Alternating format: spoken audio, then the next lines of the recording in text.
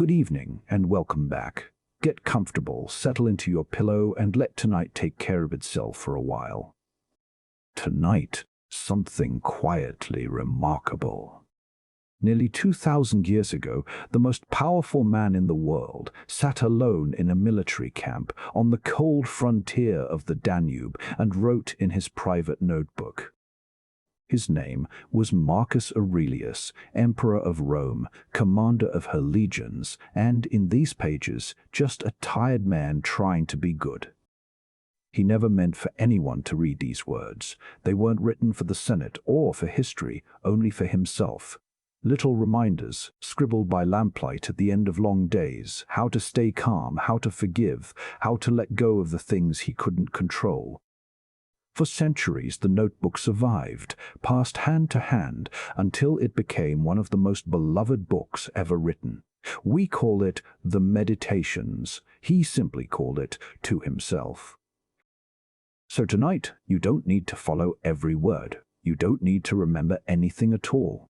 These are just the quiet thoughts of a man who lived long ago, who worried, as you might worry, and who learned, slowly, how to rest. Close your eyes. The rain is falling somewhere over the Danube, against the walls of the emperor's tent. We begin, as he began, with the people he was thankful for. Book 1.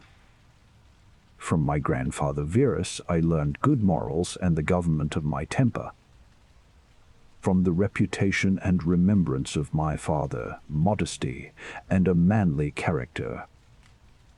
From my mother, piety and beneficence and abstinence, not only from evil deeds, but even from evil thoughts, and further, simplicity in my way of living, far removed from the habits of the rich.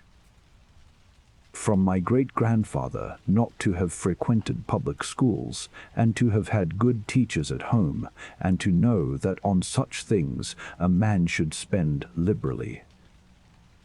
From my governor, to be neither of the green nor of the blue party at the games in the circus, nor a partisan either of the Palmularius or the Scutarius at the gladiators' fights. From him, too, I learned endurance of labor, and to want little, and to work with my own hands, and not to meddle with other people's affairs, and not to be ready to listen to slander.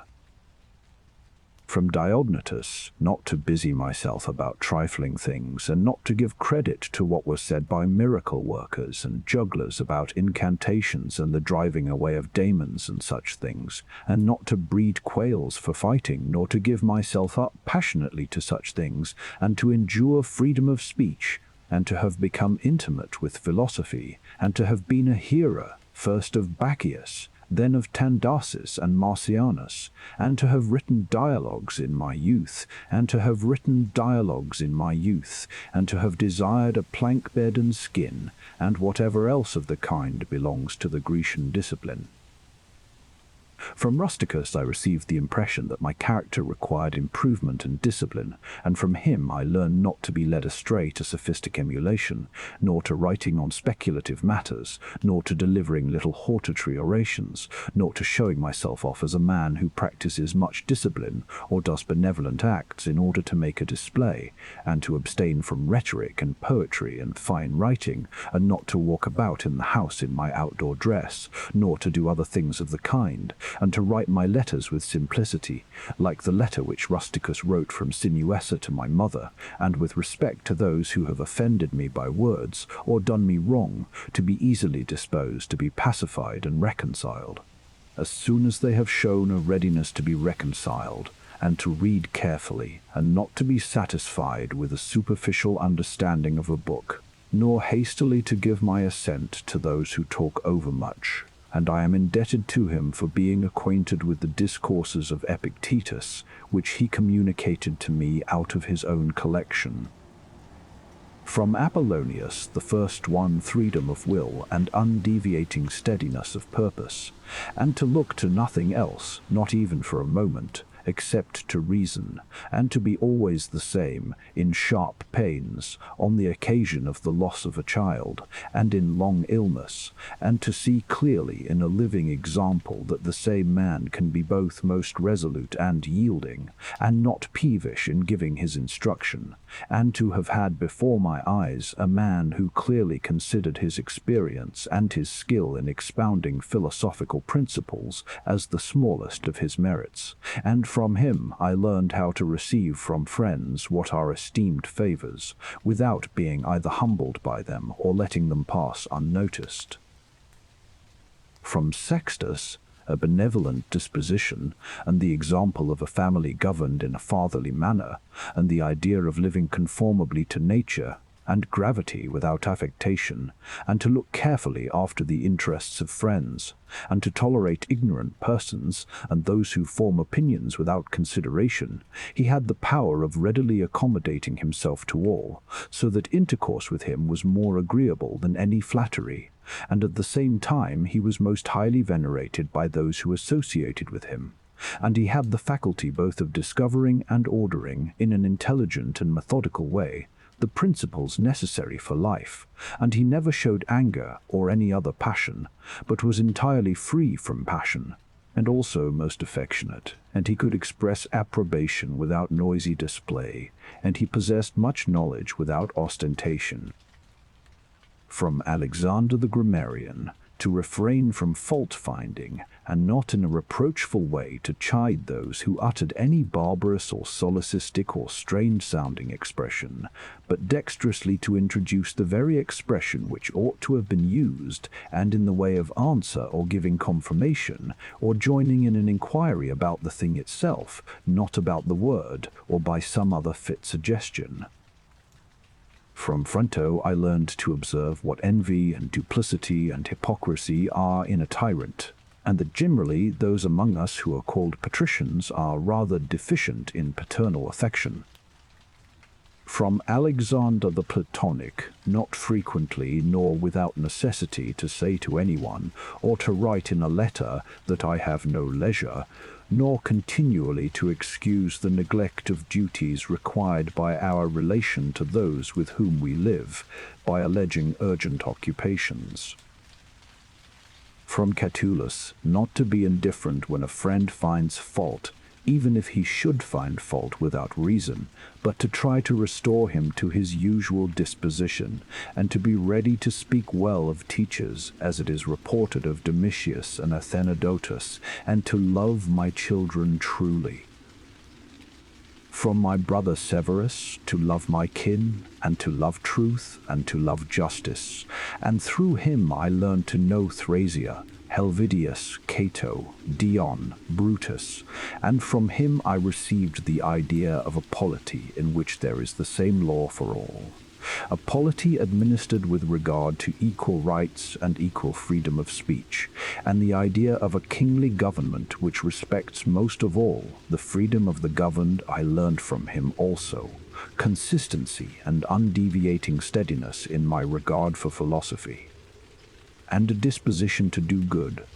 and to give to others readily, and to cherish good hopes, and to believe that I am loved by my friends, and in him I observed no concealment of his opinions with respect to those whom he condemned, and that his friends had no need to conjecture what he wished or did not wish, but it was quite plain. From Maximus I learned self-government, and not to be led aside by anything, and cheerfulness in all circumstances as well as in illness, and a just admixture in the moral character of sweetness and dignity, and to do what was set before me without complaining.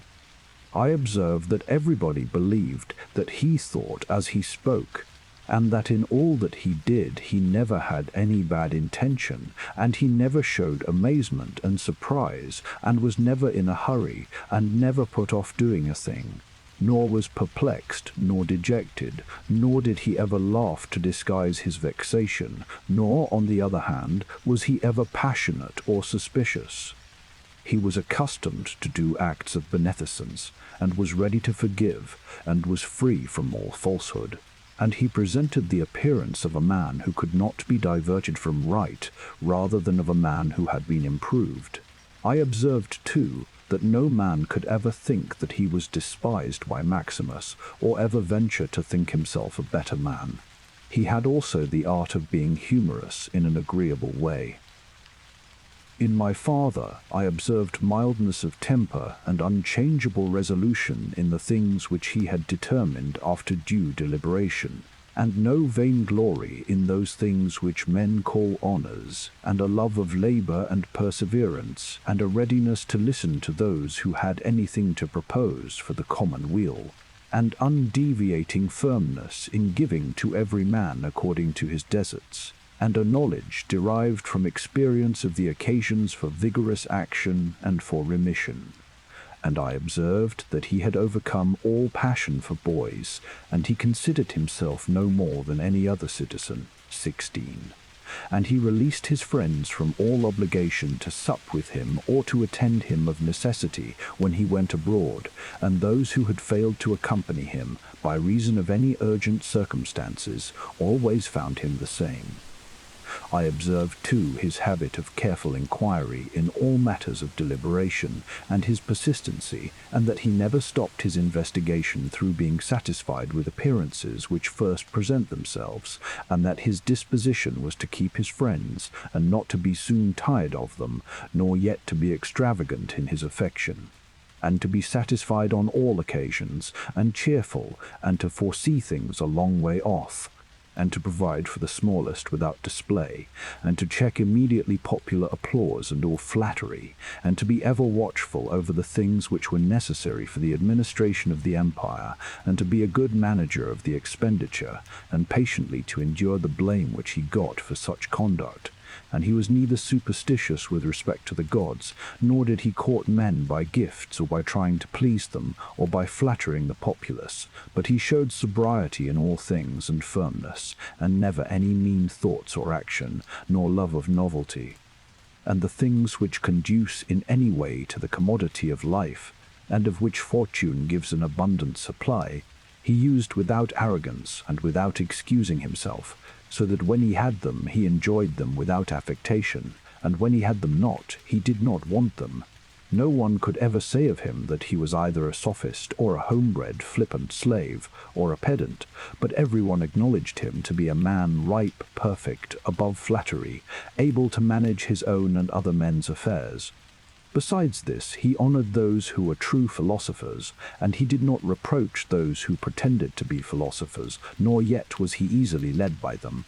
He was also easy in conversation, and he made himself agreeable without any offensive affectation. He took a reasonable care of his body's health, not as one who was greatly attached to life, nor out of regard to personal appearance, nor yet in a careless way, but so that, through his own attention, he very seldom stood in need of the physician's art, or of medicine, or external applications. He was most ready to give way without envy to those who possessed any particular faculty, such as that of eloquence or knowledge of the law, or of morals, or of anything else. And he gave them his help, that each might enjoy reputation according to his deserts, and he always acted conformably to the institutions of his country, without showing any affectation of doing so. Further, he was not fond of change nor unsteady, but he loved to stay in the same places, and to employ himself about the same things, and after his paroxysms of headache, he came immediately fresh and vigorous to his usual occupations. His secrets were not but very few and very rare, and these only about public matters, and he showed prudence and economy in the exhibition of the public spectacles, and the construction of public buildings, his donations to the people, and in such things, for he was a man who looked to what ought to be done, not to the reputation which is got by a man's acts. He did not take the bath at unseasonable hours. He was not fond of building houses, nor curious about what he ate, nor about the texture and color of his clothes, nor about the beauty of his slaves. His dress came from Laurium, his villa on the coast, and from Lanuvium generally. 18. We know how he behaved to the toll collector at Tusculum who asked his pardon, and such was all his behavior. There was in him nothing harsh, nor implacable, nor violent, nor, as one may say, anything carried to the sweating point. But he examined all things severally, as if he had abundance of time, and without confusion, in an orderly way, vigorously and consistently. And that might be applied to him which is recorded of Socrates, that he was able both to abstain from and to enjoy those things which many are too weak to abstain from, and cannot enjoy without excess. But to be strong enough both to bear the one and to be sober in the other is the mark of a man who has a perfect and invincible soul, such as he showed in the illness of Maximus. To the gods I am indebted for having good grandfathers, good parents, a good sister, good teachers, good associates, good kinsmen and friends, nearly everything good. Further, I owe it to the gods that I was not hurried into any offense against any of them, though I had a disposition which, if opportunity had offered, might have led me to do something of this kind. But, through their favor, there never was such a concurrence of circumstances as put me to the trial.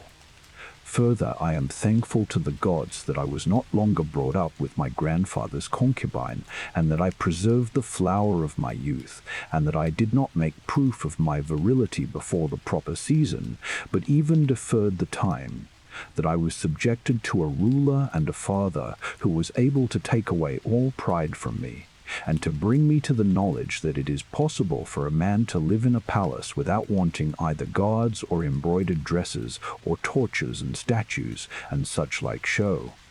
but that it is in such a man's power to bring himself very near to the fashion of a private person, without being for this reason either meaner in thought or more remiss in action, with respect to the things which must be done for the public interest in a manner that befits a ruler. I thank the gods for giving me such a brother, who was able by his moral character to rouse me to vigilance over myself, and who, at the same time, pleased me by his respect and affection, that my children have not been stupid nor deformed in body,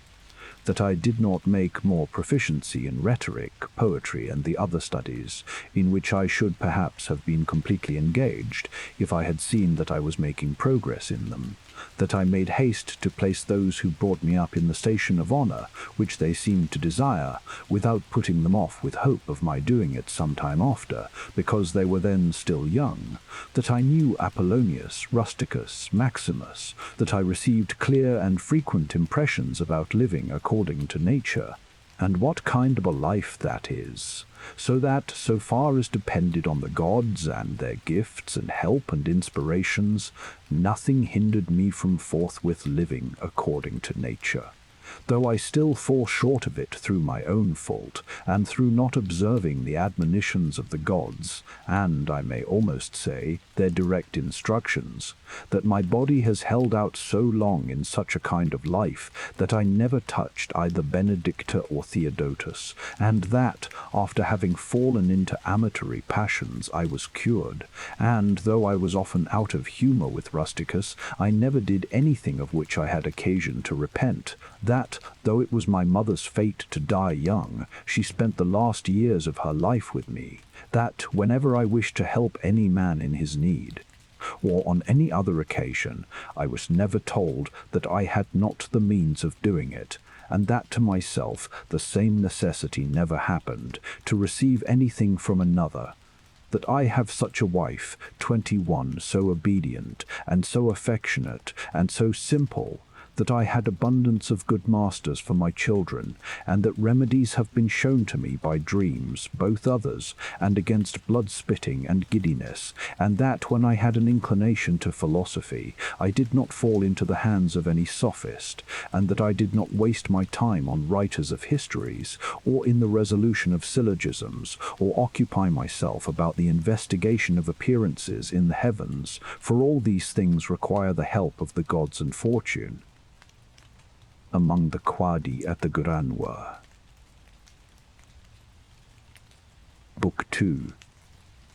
Begin the morning by saying to thyself, I shall meet with the busybody, the ungrateful, arrogant, deceitful, envious, unsocial.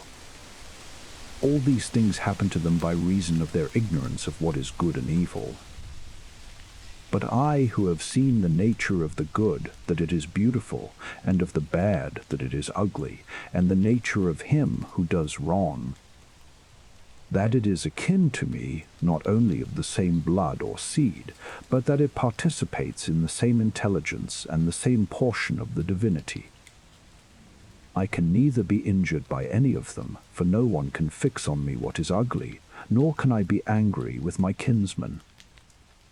nor hate him, for we are made for cooperation, like feet, like hands, like eyelids, like the rows of the upper and lower teeth. To act against one another, then, is contrary to nature, and it is acting against one another to be vexed and to turn away. Whatever this is that I am, it is a little flesh and breath, and the ruling part. Throw away thy books, no longer distract thyself, it is not allowed, but as if thou wast now dying, despise the flesh. It is blood and bones, and a network, a contexture of nerves, veins, and arteries. See the breath also. What kind of a thing it is, air, and not always the same, but every moment sent out and again sucked in. The third, then, is the ruling part. Consider thus: thou art an old man, no longer let this be a slave. No longer be pulled by the strings like a puppet to unsocial movements. No longer either be dissatisfied with thy present lot, or shrink from the future. All that is from the gods is full of providence. That which is from fortune is not separated from nature, or without an interweaving and involution with the things which are ordered by providence. From thence all things flow, and there is besides necessity, and that which is for the advantage of the whole universe, of which thou art a part. But that is good for every part of nature, which the nature of the whole brings, and what serves to maintain this nature. Now the universe is preserved, as by the changes of the elements, so by the changes of things compounded of the elements. Let these principles be enough for thee. Let them always be fixed opinions, but cast away the thirst after books, that thou mayest not die murmuring, but cheerfully, truly, and from thy heart thankful to the gods. Remember how long thou hast been putting off these things, and how often thou hast received an opportunity from the gods, and yet dost not use it. Thou must now at last perceive of what universe thou art a part, and of what administrator of the universe thy existence is an efflux, and that a limit of time is fixed for thee, which if thou dost not use for clearing away the clouds from thy mind, it will go, and thou wilt go, and it will never return. Every moment think steadily as a Roman and a man to do what thou hast in hand with perfect and simple dignity, and feeling of affection and freedom and justice, and to give thyself relief from all other thoughts. And thou wilt give thyself relief if thou doest every act of thy life as if it were the last, laying aside all carelessness and passionate aversion from the commands of reason, and all hypocrisy and self-love and discontent with the portion which has been given to thee. Thou seest how few the things are, the which if a man lays hold of, he is able to live a life which flows in quiet, and is like the existence of the gods, for the gods on their part will require nothing more from him who observes these things. Do wrong to thyself, do wrong to thyself, my soul, but thou wilt no longer have the opportunity of honoring thyself. Every man's life is sufficient, but thine is nearly finished, though thy soul reverences not itself, but places thy felicity in the souls of others. Do the things external which fall upon thee distract thee. Give thyself time to learn something new and good, and cease to be whirled around. But then thou must also avoid being carried about the other way. For those too are triflers who have wearied themselves in life by their activity, and yet have no object to which to direct every movement, and, in a word, all their thoughts.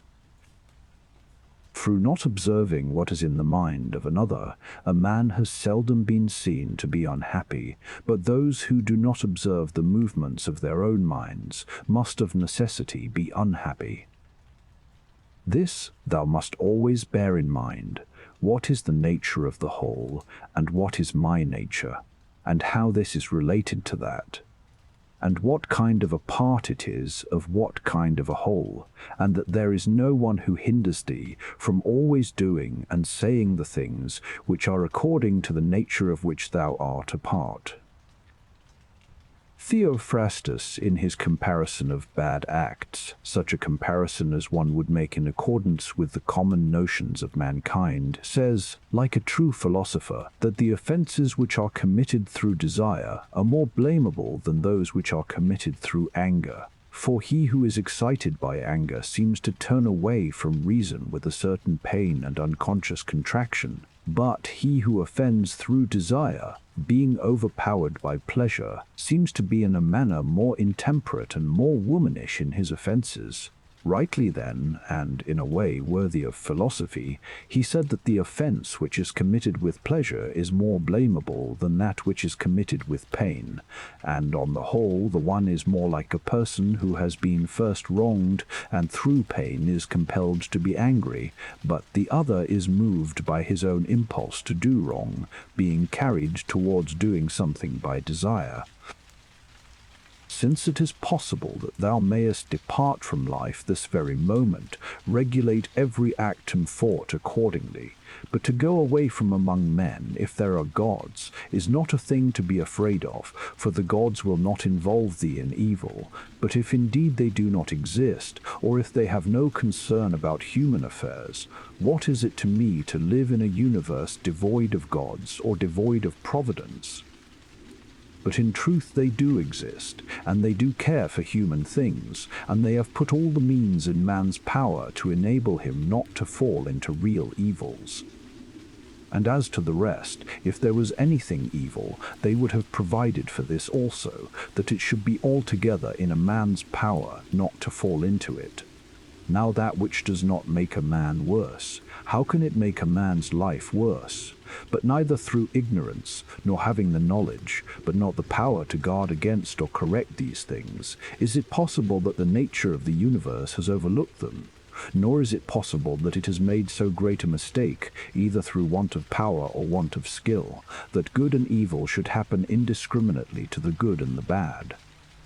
But death certainly, and life, honor and dishonor, pain and pleasure, all these things equally happen to good men and bad, being things which make us neither better nor worse. Therefore they are neither good nor evil. How quickly all things disappear, in the universe the bodies themselves, but in time the remembrance of them. What is the nature of all sensible things, and particularly those which attract with the bait of pleasure, or terrify by pain, or are noised abroad by vapoury fame? How worthless and contemptible and sordid and perishable and dead they are.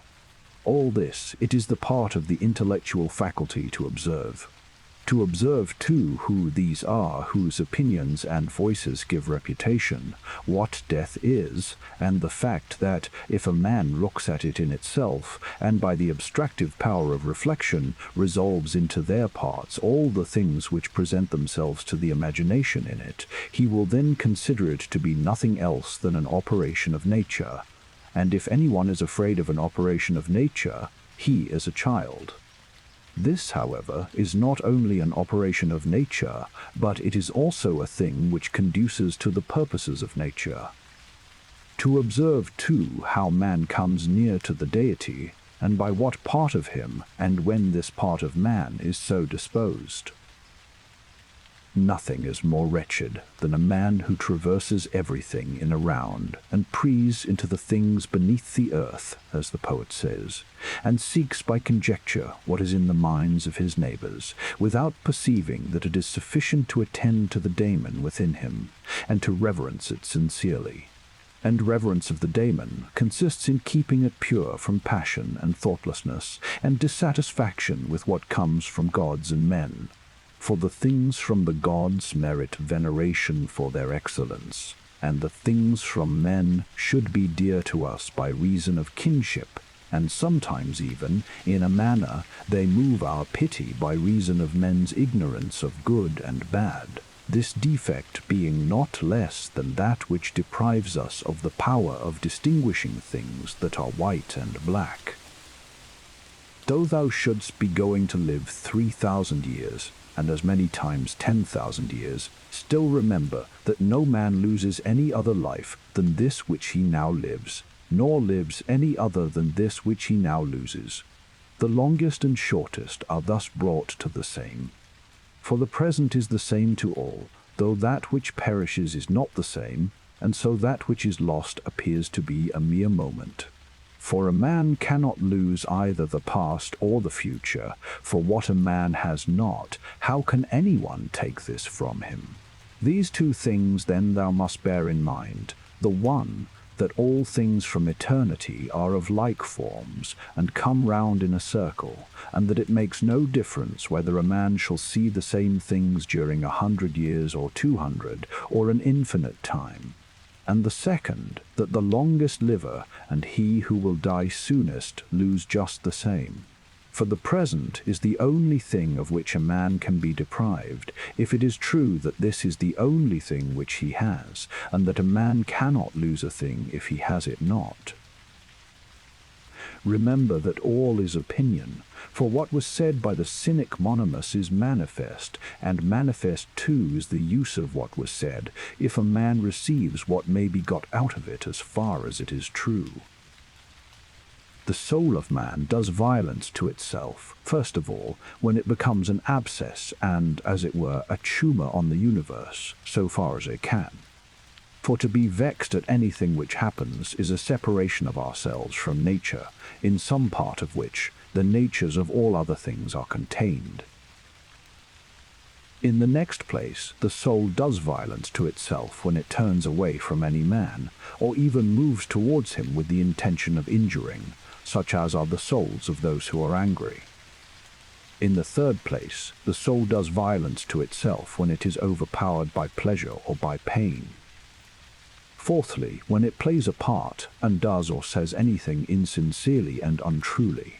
Fifthly, when it allows any act of its own and any movement to be without an aim, and does anything thoughtlessly and without considering what it is, it being right that even the smallest things be done with reference to an end, and the end of rational animals is to follow the reason and the law of the most ancient city and polity. Of human life the time is a point, and the substance is in a flux, and the perception dull, and the composition of the whole body subject to putrefaction, and the soul a whirl, and fortune hard to divine, and fame a thing devoid of judgment. And, to say all in a word, everything which belongs to the body is a stream, and what belongs to the soul is a dream and vapour, and life is a warfare and a stranger's sojourn, and after fame is oblivion. What then is that which is able to conduct a man? One thing, and only one, philosophy.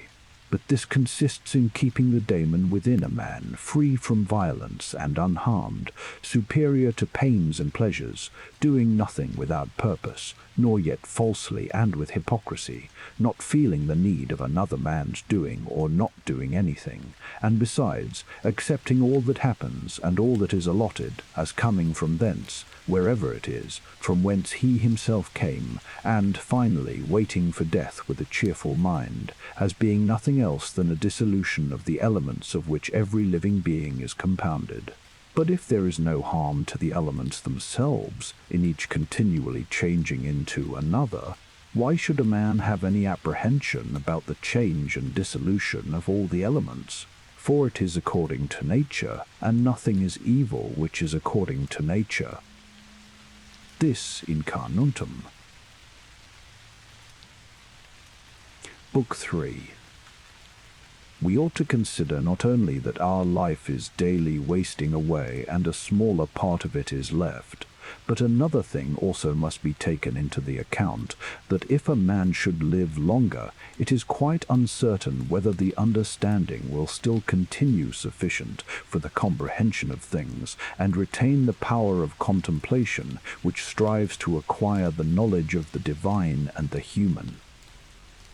For if he shall begin to fall into dotage, perspiration, and nutrition, and imagination, and appetite, and whatever else there is of the kind, will not fail, but the power of making use of ourselves, and filling up the measure of our duty, and clearly separating all appearances, and considering whether a man should now depart from life, and whatever else of the kind absolutely requires a disciplined reason, all this is already extinguished. We must make haste then, not only because we are daily nearer to death, but also because the conception of things and the understanding of them cease first. We ought to observe also that even the things which follow after the things which are produced according to nature contain something pleasing and attractive. For instance, when bread is baked, some parts are split at the surface, and these parts which thus open, and have a certain fashion contrary to the purpose of the baker's art, are beautiful in a manner, and in a peculiar way excite a desire for eating. And again figs, when they are quite ripe, gape open, and in the ripe olives the very circumstance of their being near to rottenness adds a peculiar beauty to the fruit. And the ears of corn bending down, and the lion's eyebrows, and the foam which flows from the mouth of wild boars, and many other things, though they are far from being beautiful, if a man should examine them severally still, because they are consequent upon the things which are formed by nature, help to adorn them, and they please the mind, so that if a man should have a feeling and deeper insight with respect to the things which are produced in the universe, there is hardly one of those which follow by way of consequence which will not seem to him to be in a manner disposed so as to give pleasure. And so he will see even the real gaping jaws of wild beasts with no less pleasure than those which painters and sculptors show by imitation, and in an old woman and an old man he will be able to see a certain maturity and comeliness, and the attractive loveliness of young persons. He will be able to look on with chaste eyes, and many such things will present themselves, not pleasing to every man, but to him only, who has become truly familiar with nature and her works. Hippocrates, after curing many diseases himself, fell sick and died. The Chaldai foretold the deaths of many, and then fate caught them too. Alexander and Pompeius and Caius Caesar, after so often completely destroying whole cities, and in battle cutting to pieces many 10,000s of cavalry and infantry, themselves too at last departed from life. Heraclitus, after so many speculations on the conflagration of the universe, was filled with water internally and died smeared all over with mud. And lice destroyed Democritus, and other lice killed Socrates. What means all this? Thou hast embarked, thou hast made the voyage, thou art come to shore, get out. If indeed to another life there is no want of gods, not even there. But if to a state without sensation thou wilt cease to be held by pains and pleasures, and to be a slave to the vessel, which is as much inferior as that which serves it is superior, for the one is intelligence and deity, the other is earth and corruption. Do not waste the remainder of thy life in thoughts about others, when thou dost not refer thy thoughts to some object of common utility. For thou losest the opportunity of doing something else when thou hast such thoughts as these, What is such a person doing, and why? And what is he saying, and what is he thinking of, and what is he contriving, and whatever else of the kind makes us wander away from the observation of our own ruling power. We ought then to check in the series of our thoughts, everything that is without a purpose and useless, but most of all the over-curious feeling and the malignant, and a man should use himself to think of those things only about which, if one should suddenly ask, "What hast thou now in thy thoughts?" with perfect openness thou mightest immediately answer this or that, so that from thy words it should be plain that everything in thee is simple and benevolent, and such as befits a social animal, and one that cares not for thoughts about pleasure or sensual enjoyments at all, nor has any rivalry or envy and suspicion, or anything else for which thou wouldst blush if thou shouldst say that thou hadst it in thy mind. For the man who is such, and no longer delays being among the number of the best, is like a priest and minister of the gods, using too the deity which is planted within him, which makes the man uncontaminated by pleasure, unharmed by any pain, untouched by any insult, feeling no wrong, a fighter in the noblest fight, one who cannot be overpowered by any passion, dyed deep with justice, accepting with all his soul everything which happens and is assigned to him as his portion, and not often, nor yet without great necessity, and for the general interest imagining what another says or does or thinks. For it is only what belongs to himself that he makes the matter for his activity, and he constantly thinks of that which is allotted to himself out of the sum total of things, and he makes his own acts fair, and he is persuaded that his own portion is good. For the lot which is assigned to each man is carried along with him, and carries him along with it. And he remembers also that every rational animal is his kinsman, and that to care for all men is according to man's nature, and a man should hold on to the opinion, not of all, but of those only who confessedly live according to nature. But as to those who live not so, he always bears in mind what kind of men they are both at home and from home, both by night and by day, and what they are, and with what men they live, an impure life. Accordingly, he does not value at all the praise which comes from such men, since they are not even satisfied with themselves. Labor not unwillingly, nor without regard to the common interest, nor without due consideration, nor with distraction, nor let studied ornament set off thy thoughts, and be not either a man of many words, or busy about too many things. And further, let the deity which is in thee be the guardian of a living being, manly and of ripe age, and engaged in matter political, and a Roman, and a ruler, who has taken his post like a man waiting for the signal which summons him from life, and ready to go, having need neither of oath nor of any man's testimony. Be cheerful also, and seek not external help nor the tranquillity which others give. A man then must stand erect, not be kept erect by others.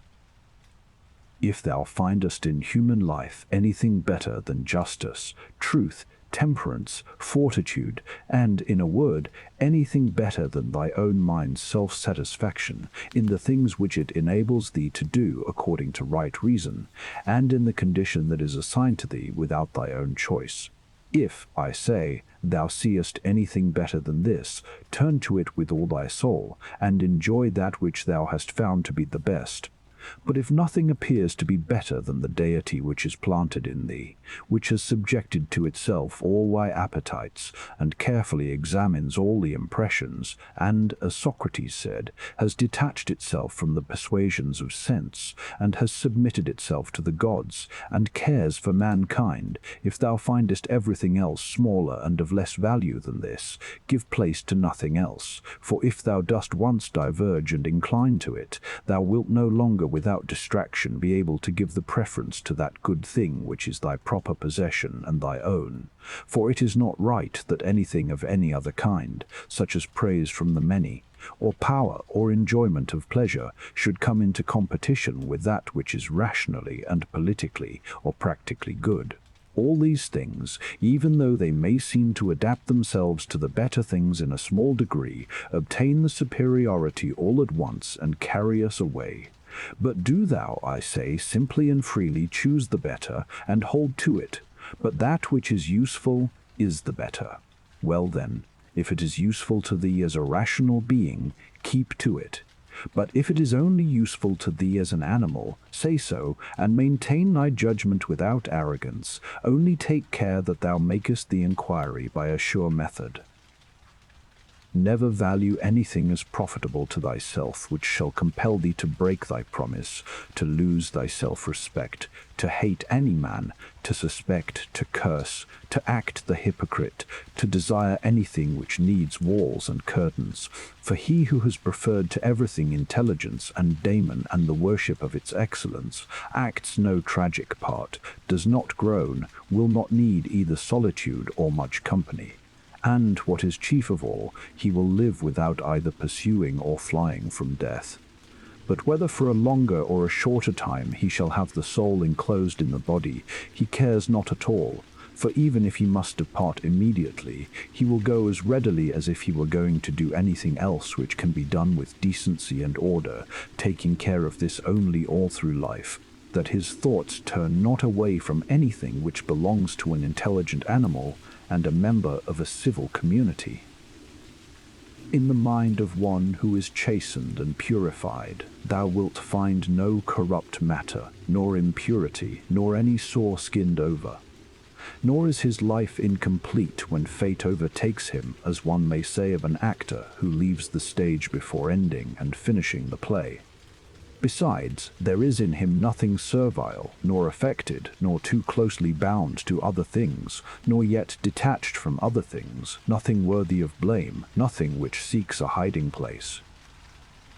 Reverence the faculty which produces opinion. On this faculty it entirely depends whether there shall exist in thy ruling part any opinion inconsistent with nature and the constitution of the rational animal. And this faculty promises freedom from hasty judgment and friendship towards men and obedience to the gods. Throwing away then all things, hold to these only which are few, and besides bear in mind that every man lives only this present time, which is an indivisible point, and that all the rest of his life is either past or it is uncertain. Short then is the time which every man lives, and small the nook of the earth where he lives, and short too the longest posthumous fame, and even this only continued by a succession of poor human beings, who will very soon die, and who know not even themselves, much less him who died long ago.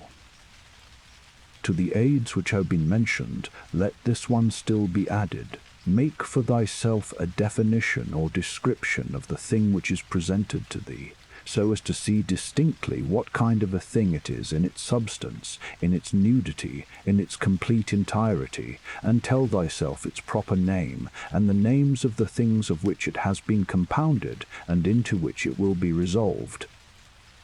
For nothing is so productive of elevation of mind as to be able to examine methodically and truly every object which is presented to thee in life, and always to look at things so as to see at the same time what kind of universe this is, and what kind of use everything performs in it, and what value everything has with reference to the whole, and what with reference to man, who is a citizen of the highest city, of which all other cities are like families, what each thing is, and of what it is composed, and how long it is the nature of this thing to endure, which now makes an impression on me. And what virtue I have need of with respect to it, such as gentleness, manliness, truth, fidelity, simplicity, contentment, and the rest. Wherefore, on every occasion a man should say, this comes from God, and this is according to the apportionment and spinning of the thread of destiny, and such like coincidence and chance, and this is from one of the same stock, and a kinsman and partner, one who knows not, however, what is according to his nature. But I know for this reason I behave towards him according to the natural law of fellowship, with benevolence and justice. At the same time, however, in things indifferent, I attempt to ascertain the value of each. If thou workest at that which is before thee, following right reason seriously, vigorously, calmly, without allowing anything else to distract thee, but keeping thy divine part pure, as if thou shouldst be bound to give it back immediately, if thou holdest to this, expecting nothing, fearing nothing, but satisfied with thy present activity according to nature, and with heroic truth in every word and sound which thou utterest, thou wilt live happy. And there is no man who is able to prevent this. As physicians have always their instruments and knives ready for cases which suddenly require their skill, so do thou have principles ready for the understanding of things divine and human, and for doing everything, even the smallest, with a recollection of the bond which unites the divine and human to one another. For neither wilt thou do anything well which pertains to man without at the same time having a reference to things divine, nor the contrary. No longer wander at hazard, for neither wilt thou read thy own memoirs, nor the acts of the ancient Romans and Hellenes, and the selections from books which thou wast reserving for thy old age. Hasten then to the end which thou hast before thee, and throwing away idle hopes, come to thy own aid, if thou carest at all for thyself, while it is in thy power. They know not how many things are signified by the words stealing, sowing, buying, keeping quiet, seeing what ought to be done, for this is not effected by the eyes, but by another kind of vision. Body, soul, intelligence. To the body belong sensations, to the soul appetites, to the intelligence principles. To receive the impressions of forms by means of appearances belongs even to animals. To be pulled by the strings of desire belongs both to wild beasts and to men who have made themselves into women, and to a Phalaris and a Nero. And to have the intelligence that guides to the things which appear suitable belongs also to those who do not believe in the gods, and who betray their country, and do their impure deeds when they have shut the doors. If then everything else is common to all that I have mentioned, there remains that which is peculiar to the good man, to be pleased and content with what happens, and with the thread which is spun for him, and not to defile the divinity which is planted in his breast, nor disturb it by a crowd of images, but to preserve it tranquil, following it obediently as a god, neither saying anything contrary to the truth, nor doing anything contrary to justice.